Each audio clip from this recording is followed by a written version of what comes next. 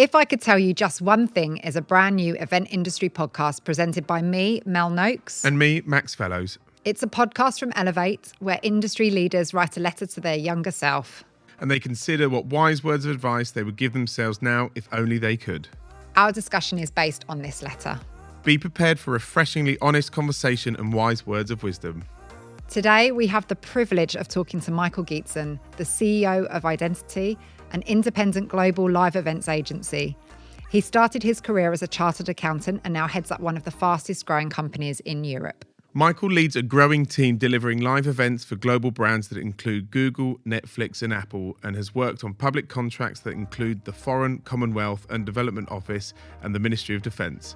Michael is currently leading the expansion of the business into the Middle East with the opening of the offices in the UAE. His agency is renowned for their meticulous management of big-ticket, high-stakes events. Most recently, they helped deliver the Coronation of King Charles III. With a global audience of 2.5 billion and the UK events industry watching, it doesn't get more high stakes than that.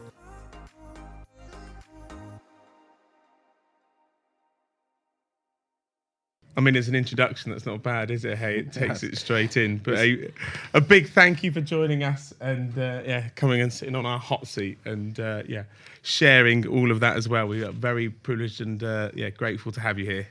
Thank you very much for having me. I do enjoy listening to that bio now. It's a proud moment when you stand back and reflect. You don't often get to do that. And So for those that don't know you, Michael, please introduce yourself, tell us a little bit about what you do at Identity.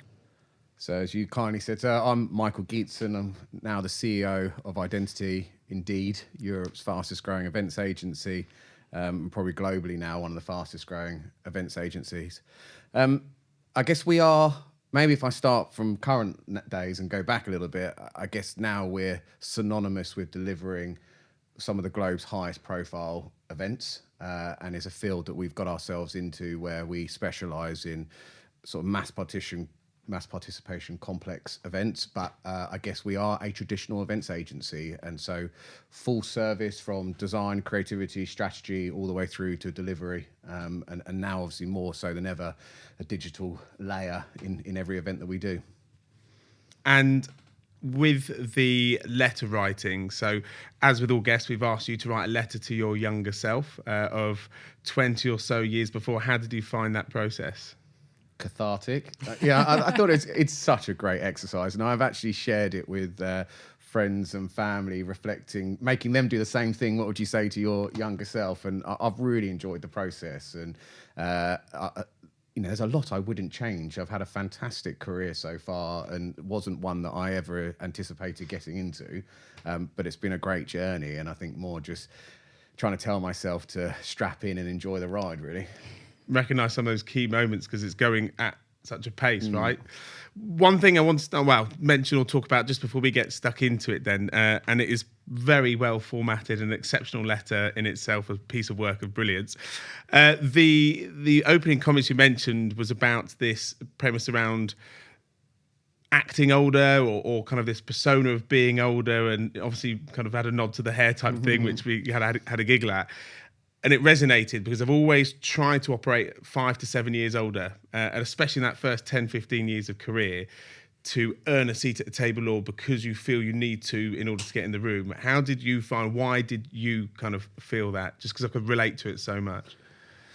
Yeah, I think it's the industry that we're in, but I guess you could generalize it throughout business, is that relationships sell.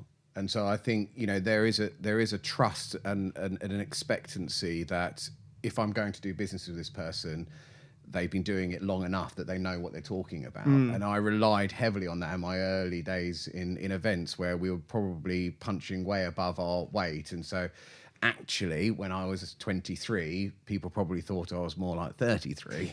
And so I could not say, but they could believe there was a decade's worth of experience behind me. But I think that's it. And I've got a lot to. My education helped me massively, and so Eastbourne College that I attended, I think really helped. We were interacting with adults and older people at college all the time, and so that was a real stepping stone into business, which I then later really, really appreciated. But I do remember some of the early deals of being in a boardroom or a pitch with people much older than myself, thinking, have I got away with this? I know exactly what it is, and then lo and behold, someone comes knocking, and it's 30 under 30 or 40 under 40 or something, and they kind of think, no. I actually had to show my passport for one of those once just to do it, and then suddenly everyone realizes, and there's a point where the balancing act kind of changes, and then you grow into that age. And then you're like, oh no, I'm younger. Take me back. I'm younger. I was doing a pitch for a global brand, and we won the pitch. But afterwards, I was out having a cigarette with him, and he said, "Oh, what are you up to this evening?" I said, "Oh, I'm off to my friend's 23rd birthday." And he thought, well, that's a bit weird. And I went, "Well, I'm actually 22." So he said, "I probably wouldn't have given you the deal if I'd known that." Wow. Yeah. I bet. So then jumping into the letter, and you mention and talk about family and the education side of things. So kind of going back to kind of the earlier years, tell us a bit about what that looked like for you and that kind of experience and family side of things as well. So as I allude to in the letter, family for the Gietzens and for me are absolutely everything. And I've got a lot to thank my parents for, and the support and guidance. Particularly as we'll probably find out a bit later, my dad was in the events industry, and so sort of 3 decades in that. And little did I know that every Sunday lunch and every summer holiday and every weekend odd jobbing for him, that I was crafting a skill set and a knowledge of the events industry that later in my life I'm going to use and apply. But I've got 2 young kids, married, and I think what's been brilliant, and particularly with Gen Z coming through, is this work-life balance, and this phrase that we're coining so much, I think, is essential now to good business. And I think the flexibility of working and making sure that, it's not all about the grind and earning the money, that if you can't enjoy it with family and friends, then what's the point of kind of doing it all? But I think that growing any business is incredibly lonely at the top. And so if it's not for the support of the family around you, I think it's almost impossible. And I've got my wife has been incredibly supportive of me, over the last decade. And I think it's, she's practically been in the boardroom for the first couple of years. She's grateful now that as the business has expanded, she's got out. Yeah, she's retired from that role. But no, that is essentially what's really important. And again, I think that, because I'm the youngest of 3 boys, that competitive edge that has been almost beaten into me by my 2 older brothers, also in business, I think is incredibly important, being competitive. You talk about this entrepreneurial spirit. It's one of the things that comes through in the letter, and, those early days of doing all sorts of things at school and selling things and whatnot. And you talk about odd jobbing for your dad. How much has that played a role in the journey that you've been on? Yeah, and I can only talk personally, but I guess most entrepreneurs have a similar backstory, where they've been thinking, they've been ducking and diving and sort of wheeling and dealing and trying to make the most out of every opportunity. It's just so bizarre. And I said, it's such a cathartic process, writing a letter to your younger self, because it's a moment of reflection. And on that moment of reflection, you can understand that the small building blocks that have happened in those early years, and almost the butterfly effect that happens 10, 15 years later down the line. But yeah, you're funnily enough, you're just refining and honing that skill set that you're later going to use in the boardroom. Yeah, and a journey from a chartered accountant to an event manager is not necessarily the obvious career path that one takes. So tell us a little bit about that, and I guess where it started, and some of those career, I guess, course corrections maybe that brought you here. So going right back for me, I actually wanted to be a barrister. And that was always my kind of dream, was to get into commercial law. I enjoy acting when I was at school, and they say that, most barristers are kind of failed actors. But I'm actually dyslexic. And so I studied history and English at A-level, and had a place to go and study either law or history at Nottingham University. In my gap year, I absolutely realised that I don't enjoy it. I would really struggle reading books for a further 4 years and having to remember everything and all the order and all the case law. And so I had to start searching what it is that I wanted to do. And I was kindly advised by a guy called Nick Ascroft, and I wanted to go into the city, and he said that the best thing is to go and get qualified, get a really good qualification behind you, and the world's your oyster after that. But if anyone knows that they're dyslexic, working with numbers is also a challenge. But I got qualified, and I did post qualification in accountancy, and boy, is that put me in good stead. And the fascinating thing, and I've mentioned this many times, when you're an accountant and you do audits, you get to spend time with the entrepreneurs that own the businesses, and you have to interview them and ask them what's going on, what's their strategic report on what's happening in the business. And of the tens, nearly hundreds of business owners I've met in that time, you could see the really good ones, the average ones, and the bad ones. And I just remember that. And also, you would have about 30 minutes with them. I could be sitting with them for 2-3 hours, just fascinated. And I had this ability for them to want to open up more and tell me more. And I remember coming home to my mum and dad saying, that's what I want to do. I want to sit that side of the table, not this side of the table. And that's where the journey really, really began. And now I don't like accountancy. And so I'm glad to be out. But I tell you, I use a lot more accountancy now. As a fellow dyslexic, it's a fearful and kind of big monster of a qualification. Even going to university and qualifications in itself is quite a challenge per se, as you develop your interpersonal skills more so as a route rather than the academic side. You mentioned the acting element of, and actually from some of the entrepreneurs we've spoken to, acting something that feeds through, as well as then the ability to play to strengths and things like that. Were you an academic kind of in your kind of secondary schools and things? Did you play more on the not play, but lean into the acting side a bit more as well? What was the kind of that before the university days? If in a sporting term, if you could sum me up, I'm an all-rounder. Okay. So I'm a straight B's type of guy. In some of the subjects I really, really enjoyed, I might bump up to an A. But at the same time, I played, averagely across all the sports teams. I just enjoyed everything, and that was it. And I had a great time at school. I really, really benefited from that system and so on. But it's an equal balance for me. I found exams incredibly stressful. And it's something I don't miss. And you reflect back now as a grown adult, how insignificant they really are in life. And I think if anyone that was listening was just trying to rationalise that process, is relax and just get through it, because I think experience more than ever now means so much more. Yeah. If you were to reset the bar then, and with your little ones growing up, when they hit 11 pluses or GCSEs, how would you assess their capabilities if you were to do away with GCSEs? Yeah, good question. Happiness, I think, more than anything. Okay. Definitely. I've got two very different boys, but my eldest, I judge, if you're happy and you're enjoying it, you'll do well at it. Yeah. And find your groove and find what you like. And I think that is, I'm in a privileged position where we have a good life, and so actually I want them to make sure that they're enjoying what there is, but also know that there is a plethora of opportunity out there. And I think what's brilliant over the last few years is that you really can do anything now, and so back, I would say I'm probably a millennial, last of the generation really, of where you were pigeonholing what you had to do at such a young age.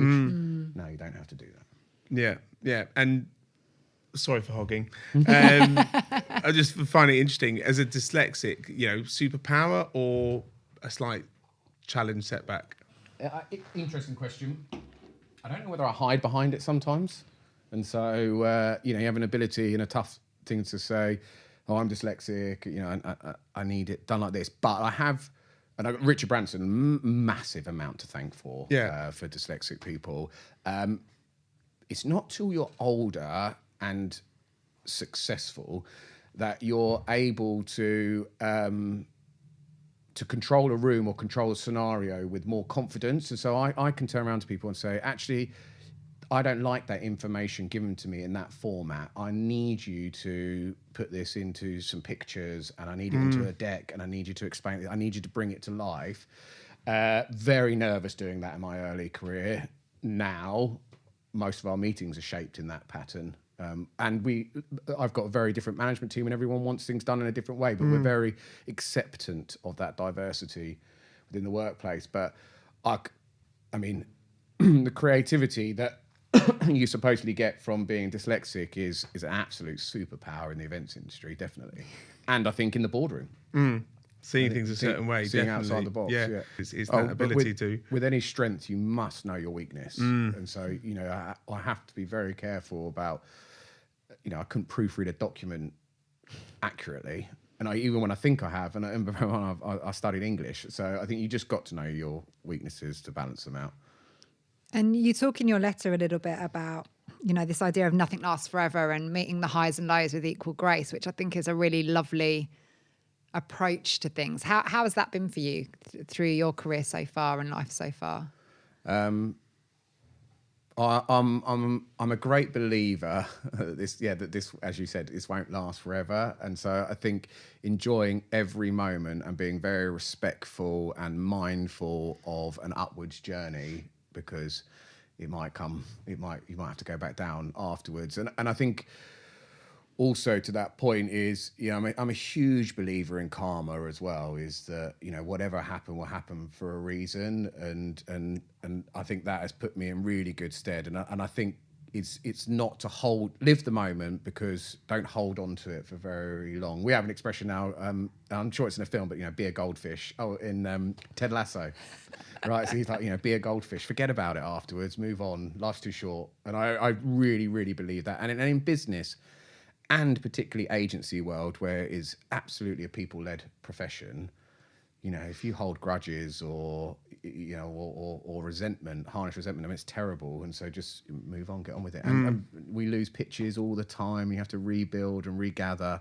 So yeah, it's a good trait to have, I think. So how did you, from the kind of accounting side, then find yourself, as you said, you wanted to be that side of the desk, or that interview and the questioning, to that kind of entrepreneur and things? How did you make that leap, and what was the spark or thing that went, right, okay, this is it, and it's called identity, off we hop? So always the stars were kind of aligning. So I joined Identity in 2009. Which was... So it existed beforehand? Yep. Right. And it was just after the financial crash. So my dad had been in the events industry under a different name, really, but it was was what we would deem now as a kind of project manager within the exhibitions and conference space. A couple of guys worked there, so a small local business in the town where I lived. And so I remember saying to my parents, I tell you what, I really want to start up my own business, but I tell you what, why don't I come and join you, Dad? And my mum said, absolutely not. Why would you want to throw away a fantastic qualification like accountancy and get into the events industry? After a bit of badgering, I joined the business. My brother was there as well at the time, so a real family business.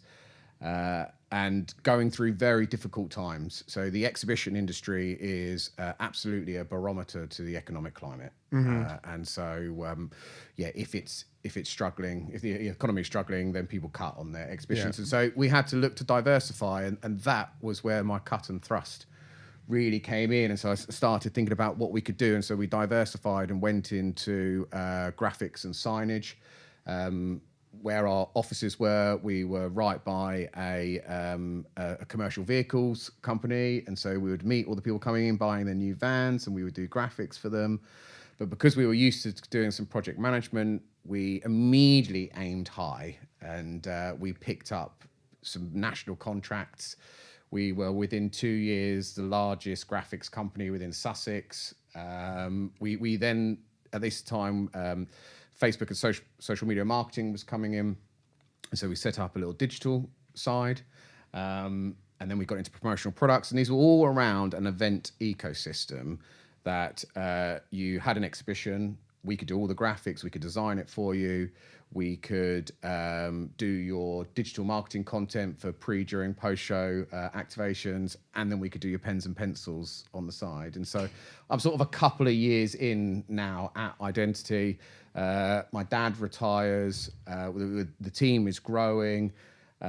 He hands over the reins now managing director of identity, and we're doing all right. We're probably up to £3 million turnover, living the dream, exceeding expectations. Probably got 25 staff at this stage.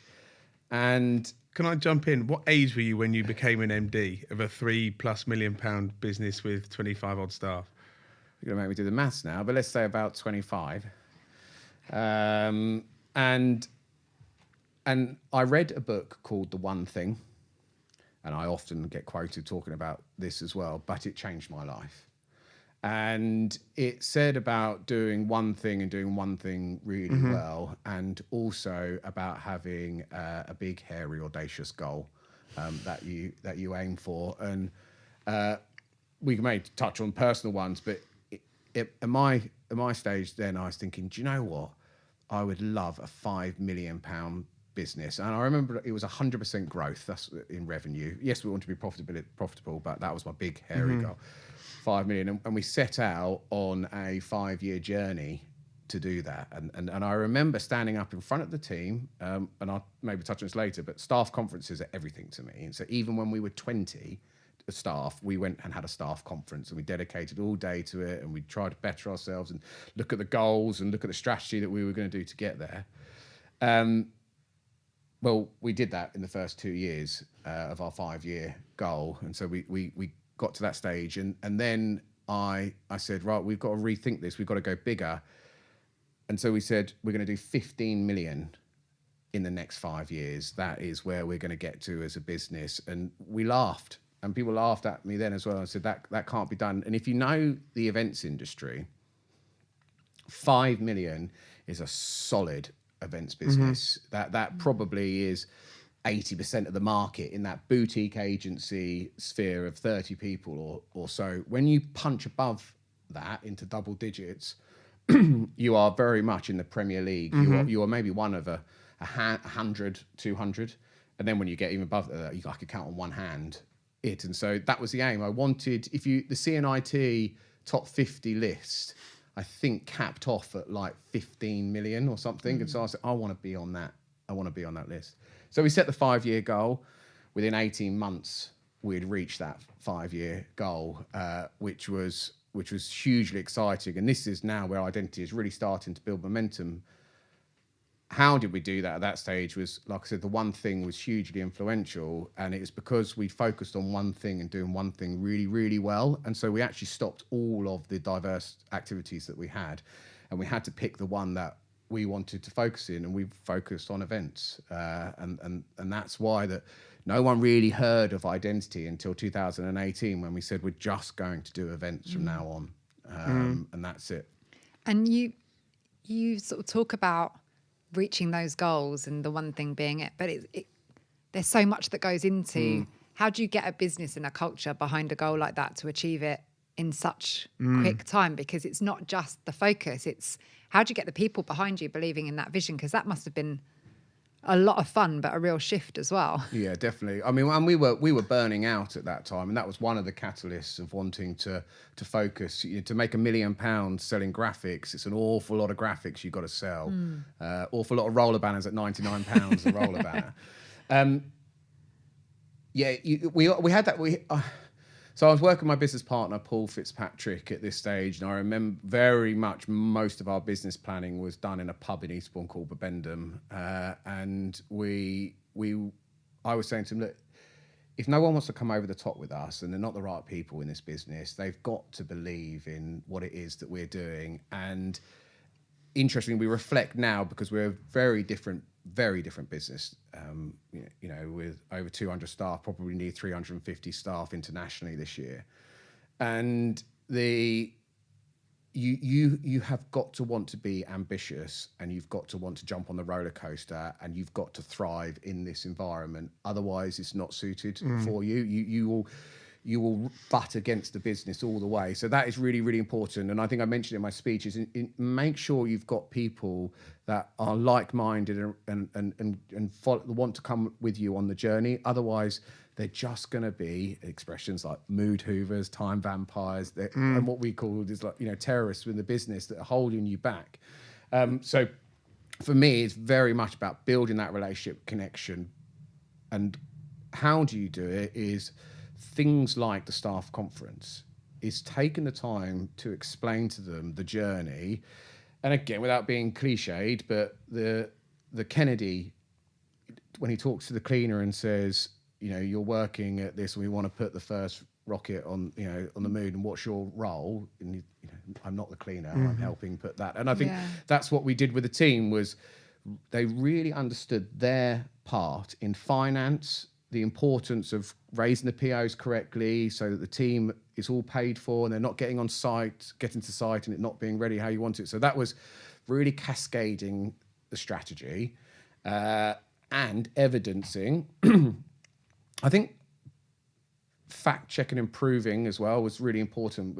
I had the belief of the team behind me that we'd already done it once, we'd done it again, let's go and do it a third time for the strategy. But I think taking the time out to explain what it is that you want to do is essential in any business. And you talk a little bit about in your letter, and now I'm hogging, so I apologise, about some of the people in your life. And you've mentioned a couple of them there. It was Nick and Steve and Paul and others. So who were the people around you at that time? Because you talk about being lonely at the top. Well, at 25 years old, at the top of a company growing at that rate, you must have needed some people for yourself to help guide that process through. Who were they and what did they help you with?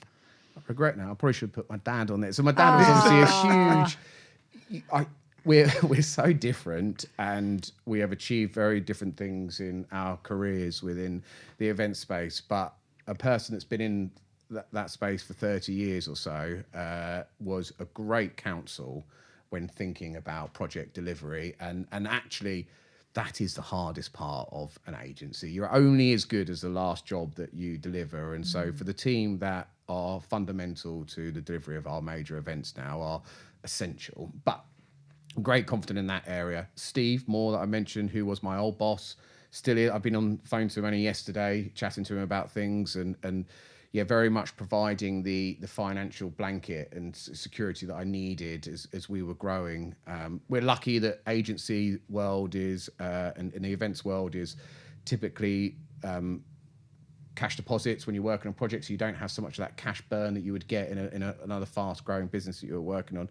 But also I have a vivacious appetite for podcasts. I mean, there were probably audiobooks in those days, not podcasts. But anything like that around business. I would constantly be annoying Paul and the other sort of management team that are around. I was reading this thing the other day and they said about doing this. And like the one thing that, I read so many business books and actually probably to the annoyance of many people. And I guess if I was reflecting was do one thing, Michael, and one of them and stick with them. But we did. I think for the last 6 years, we've been very focused on the way that we do things. But I would say it was just more research, which goes back to what my likes, being a barrister, wanted to be a barrister, wanted to go through that. And I enjoy research, just not that good at it.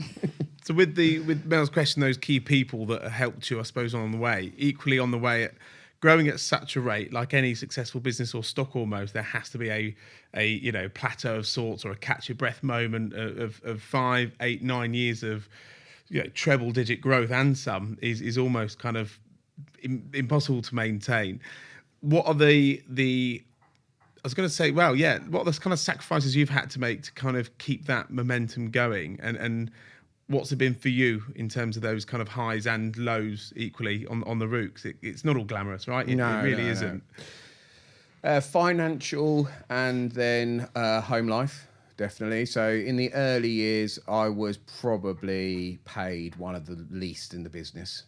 It took a long time for that to balance out because we were reinvesting literally everything we had back into the business at that stage, and it was constantly growing. And the way that we grew the business was attracting, one, and then two, being able to afford it was paying for the best industry talent. And I strongly feel now that Identity probably has the greatest arsenal of event professionals in the world working under one roof. And we are a very attractive proposition for those, but it's because we're still going on a journey. So having those amazing people around you and retaining them is absolutely essential. But that aside, so home life, writing tenders all the way through my early years with Paul as well. We would be on holiday at Eurocamp in France, and our partners would go to bed, and we would go, right, laptops open about 10:30, 11, bottle of red wine, and we'd smash through a tender till 3:00 in the morning or something, because you don't know when those opportunities are going to land. And we'd booked the holiday before we were going, and exactly the same. I mean, when we talk about home working now in the pandemic, I mean, home working was just a way of life for me. You know, I've always had a desk at home and always been burning the midnight oil. And there's an expression in those early years, any entrepreneur would say, you know, I've got my day job in the day, and then I've got to go home and do the business stuff. And particularly then, because I was also the accountant in the business as well. I mean, I dropped that quite early on in the years, but it was. I go back to being Antonio, my wife, very supportive, and now I'm in a privileged position where I can have that better balance in what I'm doing. But certainly the early years was graft. And I think lots of entrepreneurs don't talk about that. I know certainly there was this boom maybe 5-6 years ago where everyone wanted to be an entrepreneur, and they don't realise you've got to be the T, the printer, the IT, the accountant, and this. It sounds like you wore a lot of hats. You never switch off, though, do you? You never switch off now. It's the relevance against his work life. And the reality is, and be keen to hear your thoughts, is, is that still doable whilst trying to grow a business as the core founder or that kind of key kind of original team? So there is no differentiation between work and life. It's life. It's an ecosystem, and you either love it or you hate it. And I love it, and I will never retire. It keeps me sharp, keeps me sane, and there's so much more I want to do. But it does mean you carry that, heavy lies the head that wears the crown. You always carry that pressure with you, and particularly on holidays. I've got very good now and this is my advice to any business owner, is leave your phone at home if you want to go and do something on holiday for a bit. And you've got to check in, you've got to do it. But the worst thing is reading your phone and getting a terrible email just before you're about to go to the aquarium with the kids or something, and you're an absolute arse for 2 hours because all you want to do is, and it can wait. But that, you're always thinking about it. But mobile phones are just amazing now, because you just write a note down when something comes along, and I still have a notepad by the side of my bed. Yes, classic. Go to bed, do it, and like there's some of the greatest things that I've done in the business and changed things around as a result of that. So you never switch off, but it's a choice. If you want a 9-to-5 job, there are plenty of opportunities out there if you want a 9-to-5 job. But if you want to run your own business, then it's 24/7. So we talked a little bit about heavy that wears the crown, and it would be remiss of us not to talk about one of the biggest events we've witnessed in our lifetime. Nice segue. What a link. Nice segue. What There a we link. go. You're welcome. I'll give up my question for that. That was smooth. Daytime TV beckons. Obviously, for us event professionals, watching an event like that is hugely, brings so much pride to us, because it really is the best of our industry, the best of our country on display. But obviously running an event like that, we all know the pressure of a normal corporate event. Running an event like that is a different level. So tell us a little bit about how you got into Royal Events, and I guess some of the things that went on in the background that you can share to run something as big as the Coronation. Yeah, so we've earned our stripes to get to where we have today. And I mentioned earlier that, we are synonymous with probably some of the most major international events in the world. It goes back to surrounding yourself with great people, and I've done exactly that. So in my team, Janet Dodd, who's one of my business partners, I've got a fourth business partner called Simon Donnell, and with the four of us, we've set out on this journey to go into this element of the market, and so without them, none of it would be possible. But talking about how you win these, well, the technical side of it is we have to tender like any other job, and you have to submit your pitch, and we have the experience required to do this job. The uniqueness of it is it hasn't happened for 70 years, and so it's the first in a generation of doing an event of this scale. and so we put our best foot forward and do the things that we normally do and evidence our experience and our identity as a kind of a low risk option when delivering these projects. But they are hugely complex, and it is not down to any one person. It is a huge team effort at Identity and across all of the stakeholders involved in a project like this. There's probably the best part of 12, 15 major stakeholders, from royal households to the Ministry of Defence to the royal parks to London Borough, GLA, DCMS, BBC. The list could go on, and Identity is the glue that holds all of that together, and I hope His Highness is very pleased with the delivery of the project. I thought it went well. It was for us. It was an amazing event for Identity, and we're incredibly proud. Is there any gossip behind the scenes or anything like that you can share of what went on? Nothing that the Daily Mail or something wouldn't tell you. I think it's more just that we're all human at the end of the day, and we're all.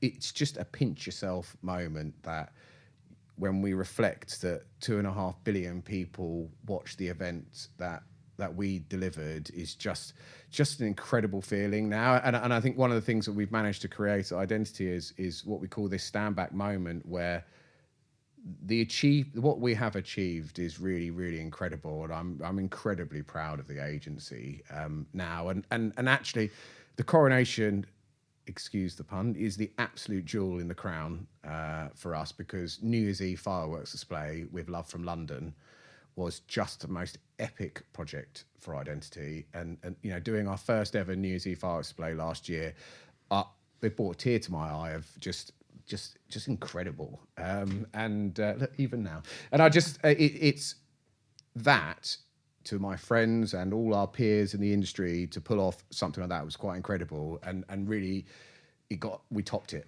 with the Coronation, and it's just amazing. Yeah, you mentioned in your letter, and I wanted to ask kind of how relevant it still is about making plans and your big ugly grisly kind of goals and things, but equally you mentioned writing it in pencil. Yeah. And so just reflecting on that note to yourself in the letter, I wonder what that kind of big ugly goal is now, and equally what elements are in pencil, or what that represented, the kind of pencil point. Yep, so really, really important. Agility, flexibility, being able to duck, dive, as I mentioned, and weave, and just grasp every opportunity that presents itself is essential in business. And without quoting him too much, again, you look at Richard Branson or something like that, he really fell into the opportunities that were there and navigated his way. And I truly believe that that's what we've done at Identity as well. Now, interestingly, I believe we have created a platform at Identity. We have done something that is once in probably 100 years that has happened to our industry, and we have disrupted the major event and major agency space. If you look at our competitors, they have been around for 75 years, 100 years plus, and in the grand scheme of things, we've been around for about 6 years doing what we do. And so now with a couple of £100 million revenue sitting across the business with offices internationally, we've created a platform that we can now choose our next steps of what we want to do and how we want to do it. And so when you ask about what my future goals now, we're really searching about what is the purpose of what we're doing, and we're nearly there. We're nearly there. I believe we are the most sustainable events agency on the planet. And I think what sustainability means to us is also what we do from a social value perspective. And so we are working with clients and changing the way that the events industry operates. And I'll give you a couple of examples. So we no longer use colourful carpets in our projects. We use muted colours, and we put more expensive carpets in, but we have them washed and cleaned, and then we put them into social housing after our events that we do. We look at purchasing furniture rather than hiring furniture now, working with a client, and then we find different charities around the projects and we place them into social housing projects. We do IT setup, IT rooms at projects, and we take the unemployed or homeless and we give them paid work experience on projects. We also support them with CV writing, and we can get them back onto the ladder and into what is a great industry. And the list could go on of the support that we can drive a force for good on what was a notoriously very wasteful industry and challenging clients. And so this is such an exciting chapter now for me. And that's where I see the next 5-10 years for me going on. And it's interesting because you talk a lot about identity there, but I'm curious as to you, Michael, in all of that and how, because you're at a really exciting point for your career, but you 20 years ago probably had no idea this was coming. So in the midst of all of this, having just done the Coronation, these kind of goals, being able to do the kind of things that you're doing in your agency, what does that mean to you as an individual? It's a great feeling now and a very rewarding. Actually, once I've always been a caring person, and I'd like to think if you spoke to someone else that was with me growing up, I've always had a compassionate side and always want to. If someone was struggling, I would go and talk to them. If someone was on their own in a room, I'd go and sit with them. I've always had that nature in me, and so growing a business, running a business is. Ruthless isn't the right word, but it's an aggressive environment. It's a dog-eat-dog world. You have to be really strong in the way that you operate. However, you can choose how you do that, and so I do have those characteristics. I do have that skill set, and I will be as strong and as rigid as the best of the people. But at the same time, I will be very compassionate and have tons of empathy in it. And I think we grew the business like that, and I'd constantly say to the management team, you've got to respect everyone of what they're doing. Little regard was taken for the people that are on site as opposed to the people in office, and we bridged that gap brilliantly in the business. But now I get to do nearly everything I enjoy and love now, and so for me it's just an amazing experience to think about what we can do for the business to better the planet and better the industry. Is very, very rewarding. But also I get to play with big numbers and think about mergers and acquisitions and future growth and working with my different managing directors I have in the businesses. I mean, it's very rewarding. And I am genuinely really excited to see what 10 years on gives me, because if it's half as good as where I am now, I'm really, really excited about the next step.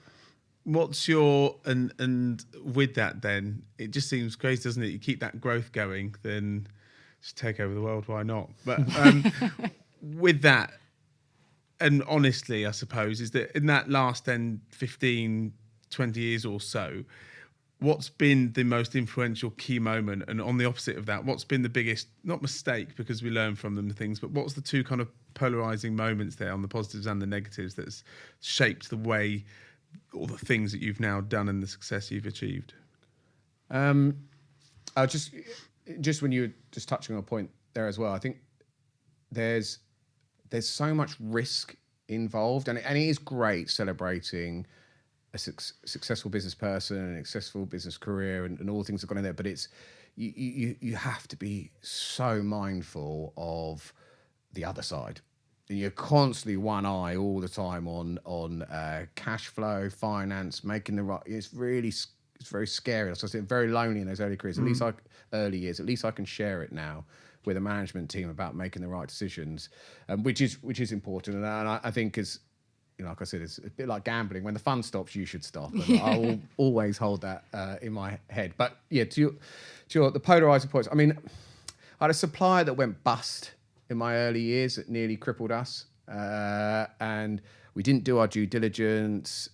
We smelt a little bit of a rat, and I think naivety stepped in, and that humbled us big time. And I'm so glad I did that early on in my career, because procurement is such a big part of what we do now, but was born out of that. But it nearly could have all been over. I think it was about 2014. We would have gone bust and I wouldn't have done what I did. And then the polar opposite of that is people. I have recruited some amazing people that are now business partners of mine. And I think I headhunted them and I did it myself. And I knew what I wanted. And I went and got the ones that wanted to come and join it. I think is a very proud moment because I sold them the dream. I told them this is what we're going to do, and we've exceeded it. Now, and so I'm very proud of that. So, before we get to the big meaty one, what would the Michael of 2003, but 2003, what would he think and say to the Michael of now, sat on the couch? What would the kind of the conversation sound like? Well, we did touch on it beforehand, but I say, God, you've had a heavy paper round, Michael. As you might see, guys, if you go and have a look on the website and the photo of me when I was younger. Just don't be a dick would be the one that was just keep on doing it. Don't keep your feet grounded. And I said my parents are fantastic for that, of trying to keep me grounded. We have an incredibly successful business and we really just only begun. And so just stay grounded and you look after everyone, look after the team, nurture them, grow them, just keep going. Do you think that earlier you always saw there was big things coming and you believed that was happening, so this actually wouldn't be a big surprise, or have you surpassed yourself in? I've definitely surpassed myself, absolutely. Did I believe in myself? Absolutely. I think, I can't remember, but even I look back at my year school book and the first person to make £1 million and my name is on there. And so I think there was always a spark, and I certainly had that belief. And I come from fairly humble backgrounds, and so I've definitely changed that now. But I wanted that. I always wanted that. And I have a terrible passion for cars, and so you got to earn your money to get into I was going to ask what the car was. Well, maybe that's offline then. Yeah. Before you ask the last question, I've got two brothers. What are they doing, and what's that relationship now like? Is the banter as rife, or you're getting the drinks every time you meet? Just because you'll totally get this, my brother was taking the mick out of me literally the other day in my kitchen about my sporting prowess to my son, the lack thereof. And I said to my brother very quietly, I said, who's winning at life now? But also, I'm going away on holiday with my brother on Sunday. I have a fantastic relationship with both of them. We're all big Brighton fans, and we're delighted to see that Brighton are going to Europe to play football. And so we spend an awful lot of time. We are an incredibly tight family. My middle brother runs a property business, and my eldest brother is a vice principal at a school. So you talked earlier about a book that inspired you, which is called The One Thing, and the podcast is obviously named The One Thing 2, which is a nice segue into our last question, which is, if there was that one piece of advice you can pass on that was either so good or so bad, you had to share it, what would it be? If it's for other entrepreneurs, it would very much be about aim for the stars, because the moon isn't bad, you know. And I think we've always believed on that. I think if you set the bar too low, you're not likely to hit it always, and so you're really setting the stall quite low. So just aim for the stars, because the moon isn't bad.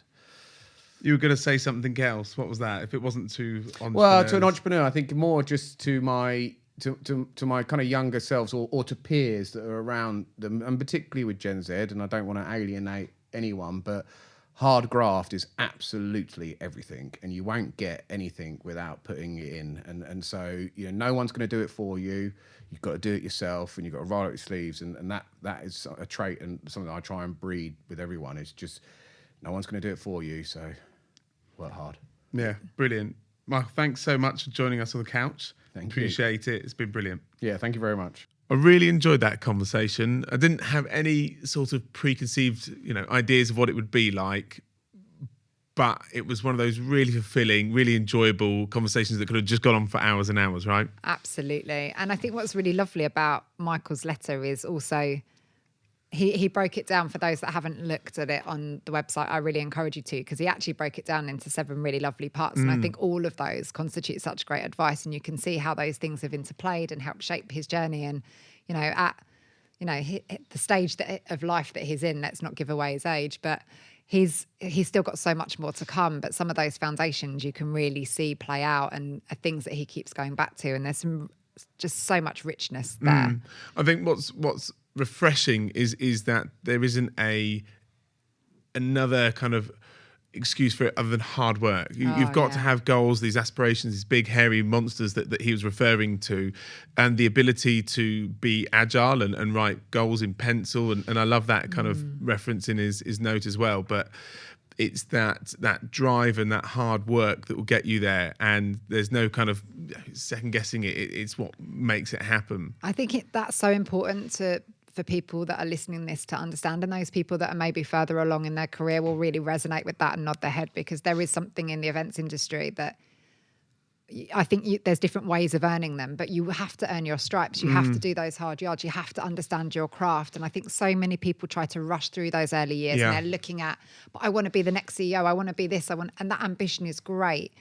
But I think people forget how much work is involved in this industry, but also how much you're going to go back to those early years and rely on those early years and those foundations like Michael talks about in his sort of accountancy journey. And whilst it wasn't a thing he ended up doing, that training and that experience has led him to where he is today. And I just don't think you can replicate that. So I really like his, hard work. Yeah, and remain a really good guy throughout the entirety. And as he said himself, it's that don't be a dick mentality, but that's enabled him to bring on board some of the better talent that's then, elevated him or enabled him to do the different things of growth and things and business growth. But they've then ran the business to an extent. And that's not an easy thing to do. But to see from other entrepreneurs or agency owners or individuals what can be achieved in the space of little more than probably 10 years or so is extraordinary. And so for any of those that are about to check this podcast out, it's one of those that you listen to and you think, there's some real takeaways there. It's really inspiring. And I think also the kind of events that he's doing and his agency has achieved and representing our industry at the very highest stakes, being able to hear a little bit behind the scenes and how that's come about, and also the pride, individually and professionally of those moments is actually really humbling, because I think we take for granted the kind of events that we do and the kind of industry that we work in, and to see somebody at the top of their game still loving it, still appreciating it, but also the humbleness to sort of take a step back and enjoy it. And I love that he does that with his agency, because God knows the events industry is always on. So taking that moment to really enjoy your success as well is something that really came through for me. Definitely. And more so definitely as you get to those kind of key milestones and moments, and that letter writing exercises he found really refreshing.